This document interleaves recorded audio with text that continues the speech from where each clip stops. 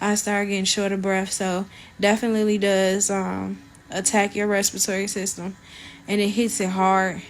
So I think like that was one of the worst symptoms, because I woke up in the middle of the night and I was disoriented. I wasn't able to breathe. I had a very high fever. I also had started to pick up a dry cough. Those were the only two signs of anything coronavirus.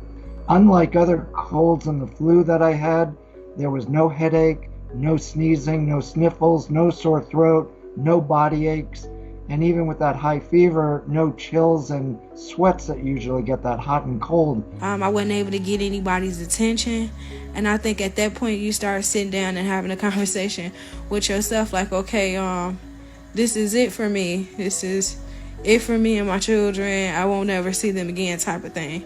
But I thank God that He was with me. Was able to wake my husband up to let him know that something wasn't right. Biocontainment was weird. I spent 10 days in there. I was hooked up to all kinds of monitors. Anyone entering my biocontainment, it was like Neil Armstrong landing on the moon. They had full biocontainment suits on, 3 layers of gloves, a motor in their back to provide air, duct tape all around, sealing off anything that could possibly expose themselves. I'm quite baffled as to why people are interested at all. I'm just this guy that's got a positive diagnosis but with no symptoms, stuck at home. But I guess people are fearful, and I'm sad about that. I think I'm proof that even if you catch the virus, you can be just fine. When I first got here, they wasn't going to test me because I didn't fit the criteria. After some CAT scans and a couple of tests, they decided to go ahead and test me, and they came back and they told me that I tested positive. My family is on 14-day quarantine. I haven't seen my children, haven't seen my husband in days now. But there was nothing they could give me other than ibuprofen and gallons of Gatorade.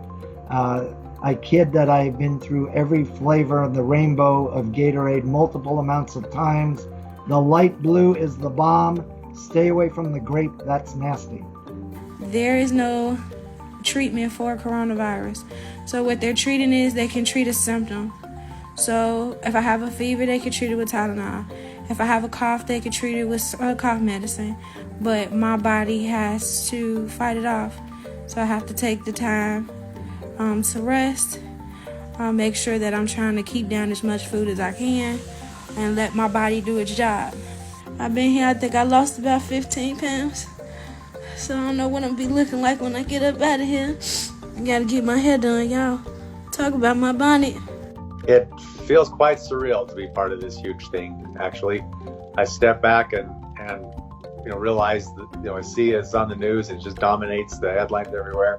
We were out there. There was a lot of hate that came at us. There were some very elaborate death threats that mounted and got worse as the days progressed, as people learned that the State Department was going to allow us back to the States. Everybody's making jokes about it. I don't take it personal. I think the only thing that kind of bothered me was like to see myself on the news, to see my local news station, speak of this situation, but not even know wholeheartedly like what was going on. It's a lot scarier when you see it on the TV or when you read about it than what it actually is. But I'm not gonna sit up here and pretend like it's a joke.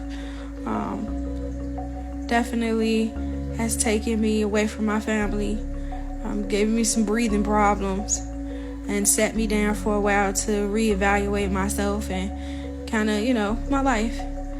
And after this, I want to get out and do more. All along, we were making lemonade out of lemons, looking at the glass half full, not half empty, living for the present, not worrying about the past, and also not focusing on the future, because all of that was out of our control. Stress is the biggest contributor to battling the immune system, and it's not good for the immune system. So keeping our stress level down was important. So just make sure that you guys are keeping your kids safe and you're keeping yourself safe as well.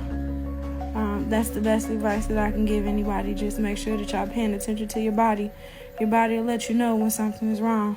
And if it's telling you something is wrong, then go ahead and get tested.